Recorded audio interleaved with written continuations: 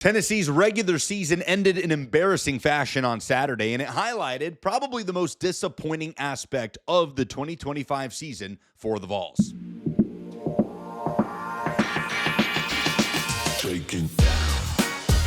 Hey, Lucas Panzica here from 104.5 The Zone and A to Z Sports. 45-24, the final score. Vanderbilt walks into Neyland Stadium on rivalry weekend and whoops up on the Vols in the second half, outscoring Tennessee 24-3 after halftime. Vanderbilt picks up its 10th win for the first time in program history. Year 5 under Josh Heupel ends after the regular season at 8-4. Tennessee will await its bowl destination, which we will find out this coming weekend after conference championships. So this has been an interesting season. Going in 8-4 was probably ballpark the expectation for most Vols fans, but that's because this team, while talented, we knew was unproven. We didn't know what we were going to get from Joey Aguilar, the quarterback who obviously came in late after the departure of Nico Iamaleava. Aguilar individually surpassed even the highest of expectations, continuously leading categories in passing at the top of the SEC or the country, and he does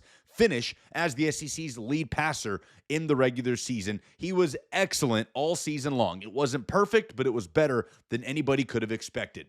But the most disappointing thing about Tennessee's season was on full display on Saturday, and that is absolutely the drop-off in overall defensive performance for that unit from 2024 to 2025. In 2024, Tennessee's defense was among the best in the country, let alone the SEC, in yards allowed per game, a top 3 scoring defense in the SEC. Fast forward to 2025, Tennessee allowed almost 29 points per game, bottom 3 in the SEC. And in this game against Vanderbilt, the Vols probably put out their worst defensive performance since the embarrassing 2022 loss at South Carolina, where Spencer Rattler and the Gamecocks hung 60-plus points. The Vols allowed 579 yards in this game against that Vanderbilt offense. Diego Pavia rushed for a career-high 165 yards in this game, and it really is one of the most stunning developments from last year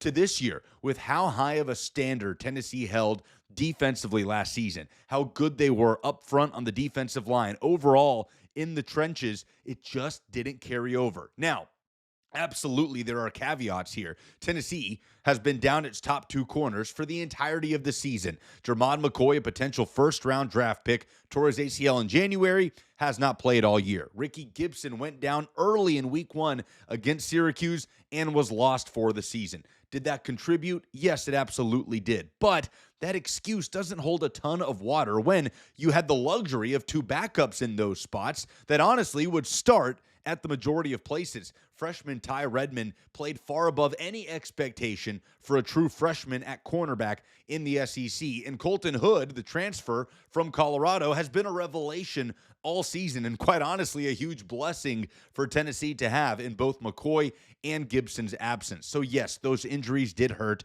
but it does not excuse the inconsistencies that Tennessee had in affecting the quarterback, the lack of depth up front on the defensive line, something Tennessee had in spades a year ago, and overall, poor leverage, poor assignment football, poor tackling, a lot of basic things that let Tennessee down throughout the course of the season, and it was on full display on Saturday.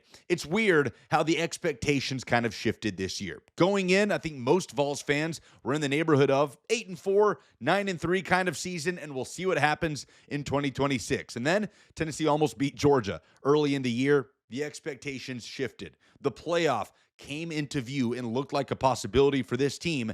Ultimately, they're on the outside looking in, and the defensive drop-off from 2025 to 2024 is a big reason why and will likely be a big focal point of Tennessee's upcoming offseason.